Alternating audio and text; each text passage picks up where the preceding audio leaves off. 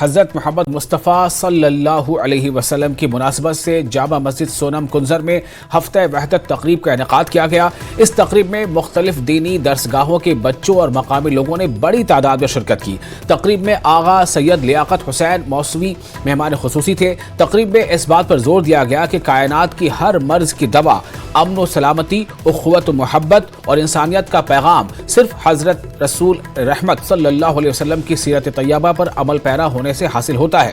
علماء نے کہا کہ ہر ایک انسان کو اپنی زندگی کو بہتر بنانے کے لیے نبی پاک کی سیرت کا مطالعہ کر کے اپنا نمونہ عمل بنانا چاہیے۔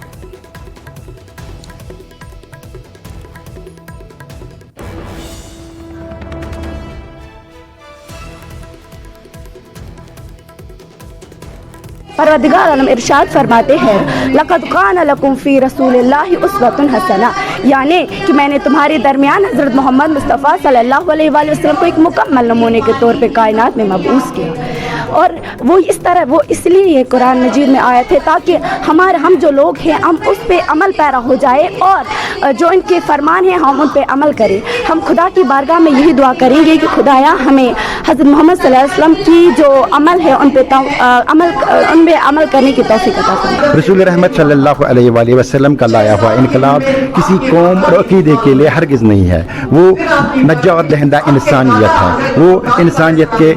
لیے ایک مشعل راہ ہے۔ اگر ہم دنیا میں انسانیت کا بول بالا چاہتے ہیں، امن اور شانتی چاہتے ہیں، تو ہمیں رسول رحمت صلی اللہ علیہ وآلہ وسلم کا دامن کو تھامنا ہے، ان کے پرچم کو بلند کرنا ہے۔ آج جس ماحول میں ہم زندگی کر رہے ہیں اور جس زمانے میں ہم زندگی کر رہے ہیں اور آج جن مشکلات کے ہم شکار ہیں، ان کا بھی بہترین علاج وہی ہے کہ ہم سیرت محمد مصطفیٰ صلی اللہ علیہ وآلہ وسلم